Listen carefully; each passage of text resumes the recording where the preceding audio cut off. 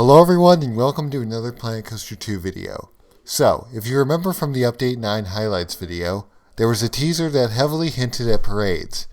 We now know what all that entails and the new DLC connected to it. However, we also got an Update 10 highlights video, which I was not expecting. Today we will go over the Update 10 features and after see what's in the DLC. Some of this pleasantly surprised me. Without further ado, let's see the video. So our first feature is Light Up Entertainers. I'm honestly kind of mixed about this one because some entertainers look much better than others, but I'm sure this will be very helpful for the upcoming parades, so we'll have to see. Alright, next up we have Vista Points and Event Points. The Vista Points are just returning from Planet Coaster 1, and they allow you to put them down if you want a guest to look at something in specific. The Event Points are triggered by guests and can make effects go off. Think of something like a water ride where you can pay money to spray water on the riders. Something probably like that. At least I think that's what it's trying to do.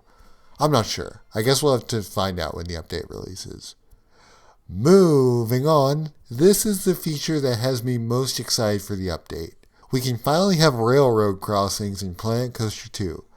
Back when I played Planet Coaster 1, I never ever wanted to build a train because I didn't want to deal with guests walking and clipping through it. Now I can, and I'm so happy this was a feature now. Like, this is a feature that I've wanted since I started playing the game. So I'm very happy that it finally exists. Up next, we have celebration scenery, which I don't have much to say on. We got confetti cannons and bunting. If you want to build a birthday party ride or an America 250 park, I guess you can now. Go figure, and have fun with these new items. I mean, I'll probably use them once or twice. And finally, we have new souvenirs being sold in the Justa Memento gift shops, which include entertainer-themed flags and light-up wands. I'm not even going to bother going over to the teaser, because now we know what the DLC is, and we're going to jump into that right now. So I'll say right off the bat that this DLC blew me away. I already knew about the Raptor from the Update 10 teaser, and that it had parades, but I didn't expect them to look this good. And a lot of the features in Update 10 now make a lot of sense with parades. Okay, even with not entirely knowing how these work, I'm incredibly excited to use them. What I do know is that you can have staff walking in between the floats and that floats are fully customizable. Also, it looks like there's a thing in the path that blocks the guests from stepping on it when the parade is going by, but we'll have to wait to see how all this works. I'm incredibly excited to finally put a parade in my park. Like, really excited. And moving on, this one wasn't much surprise since we all saw it in the Update 10 teaser, but I'm very glad that we got this coaster type so I can finally recreate my 100th roller coaster in the game, Railblazer, and just make crazy layouts for this in general. Of course, with the friction turned all the way down, because that's how these rides are in real life. They're really fast. Alright, up next, I'm going to be real honest here, I'm pretty disappointed with this. The fact that they couldn't have just given us this for free is highly disappointing. I get it, it's a different track type than the regular dive, and a different train type than the floorless, so it needed its own type. But this is effectively just a ride we already have.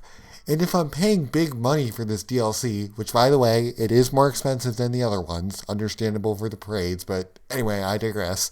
I want completely fresh new rides if I'm going to pay more. But whatever, it is what it is. You know what would have been a great ride to include here that's a similar ride to this? A modern tilt coaster like Siren's Curse at Cedar Point. I mean, come on.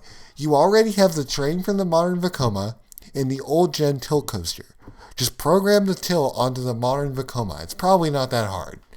Anyway, let's move on. Alright, now this is the one that I'm really excited for. We needed a kiddie drop tower badly, and Frontier finally delivered. I'm so glad we finally have it in the game, and it looks very customizable, so that's always a win. I wonder what all the customization options are for the ride sequence itself. So this is a weird one. I know this ride is super popular on the European fair circuit and that it's banned in America and Australia for being too dangerous. I've seen all the viral videos from people dancing to flipping to getting launched out of their seat. This ride is just wild and is honestly a ride I'd like to experience at some point in my life. But let's be real, not anytime soon. I've got too many current plans. And finally, we have this electric trolley thing. I know this exists at Disneyland for sure, and I think I vaguely remember riding at some point.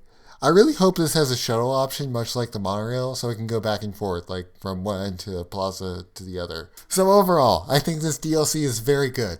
My only issue is the dive coaster, but I can honestly look past that since this DLC has so much more. I am super excited for the parades in Raptor though. The update and DLC both come out on June 25th, and the DLC costs $18 from what I've seen. Thank you all so much for watching this video. If you enjoyed it, hit that like button, subscribe, and share for more content in the future. Comment your thoughts on the new update and DLC, and I'll see you next time.